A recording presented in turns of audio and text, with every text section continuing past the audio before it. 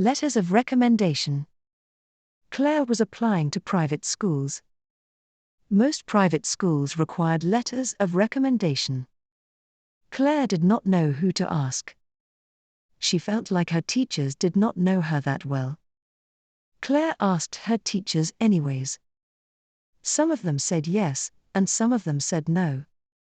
1 week later, Miss Hershey gave Claire a letter of recommendation in an envelope. Claire wasn't supposed to open it, but she really wanted to know what Miss Hershey wrote. Claire carefully tore it open and read the letter. She was disappointed. Miss Hershey didn't write anything interesting about Claire. Miss Hershey just wrote that Claire was a smart, nice girl. Claire couldn't get into her top schools with that letter. Claire asked her swim coach to write her a letter of recommendation. Her swim coach knew her well.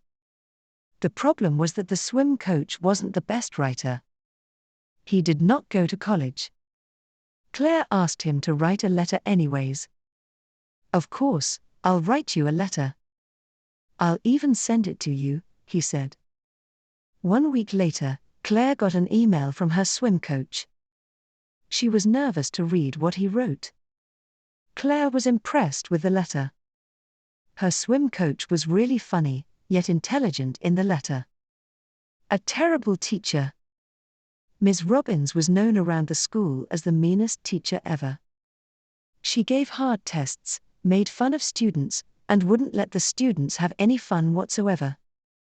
Why was Ms. Robbins so terrible? Well, she never wanted to be a teacher. She grew up wanting to be an actress. She was pretty good at it. She even had her own TV show once. The TV show did not do so well, and it ended after a year. Ms. Robbins struggled to find a job after that. Ms. Robbins only got her job as a teacher because she knew the principal of the school. They were best friends from high school. Ms. Robbins taught history. Her students were all afraid of her. One of the students, Cassidy, raised her hand to ask a question. "Ms. Robbins, how long should our essay be?" Ms. Robbins stared at her coldly and said, "I hate repeating myself. Ask your classmate." Ms. Robbins was called into the principal's office. "What's up?" she asked. "There have been some concerns over your behavior," the principal said. "I know where this is going," Ms. Robbins said. "Do you? Well, it has to change. I know you don't want to be here, but you can't get paid if all your students want you gone," the principal said. Ms. Robbins was more careful since her meeting with the principal. Trouble with the captain. Howard was the fat kid, but against all odds, he surprisingly made the soccer team. His family celebrated. They were happy that he was being active, and they wanted him to make new friends. Howard was happy, too.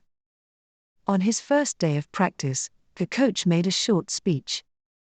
"Congratulations on making it to the team. You have a tradition to keep.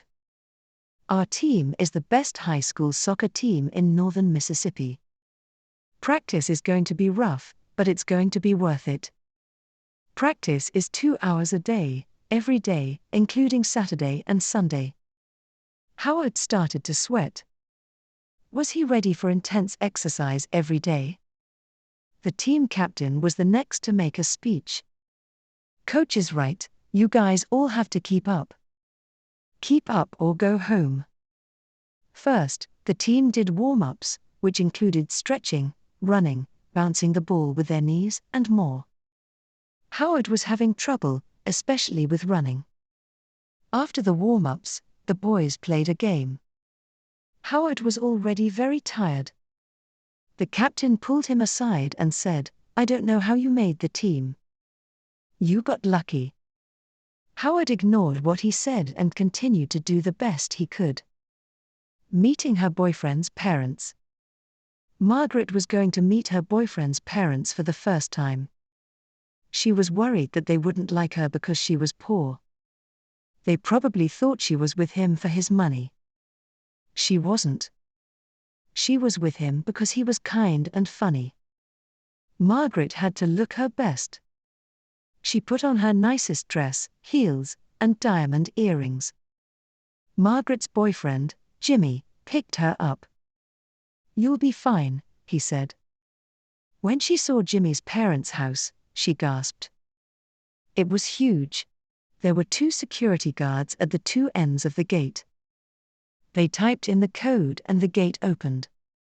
When they got to the front door, the servant opened the door for them. Margaret and Jimmy went into the living room to find Jimmy's parents drinking expensive wine.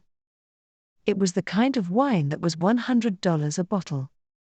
"Mom, Dad, this is Margaret," Jimmy said. Jimmy's mom looked at Margaret from top to bottom and frowned. Jimmy's dad did the same. Margaret was not off to a good start. The 4 of them sat at the dining table. Nobody said anything for 10 minutes. Margaret broke the silence and said, "This is delicious." "Of course it is, it's probably the most expensive thing you ever ate," Jimmy's mom said. "Mom, that was really mean," Jimmy said. "I'm just saying the truth, son." Margaret and Jimmy left after dinner. Margaret swore she would never see his parents again. Shopping addiction. Janet has a shopping addiction. She loves buying clothes, school supplies, and electronics. If she is not shopping in stores, she is shopping online. She considers shopping as her hobby. Janet often shops when she is sad, because she feels like shopping gives her power.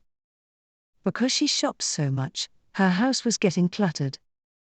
Her mom and dad restricted her access to money by closing her debit and credit card accounts. They also stopped giving her an allowance. This did not stop Janet from shopping.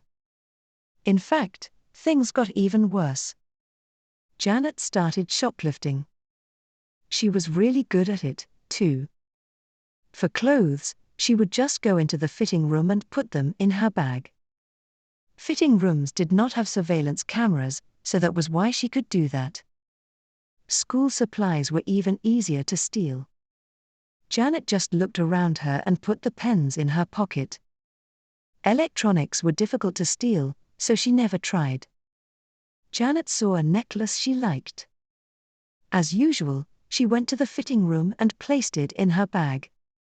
When she exited the store, the alarm went off. Janet was shocked as that had never happened to her. An employee checked her bag and pulled out the necklace from her bag. It turned out that there was a security tag.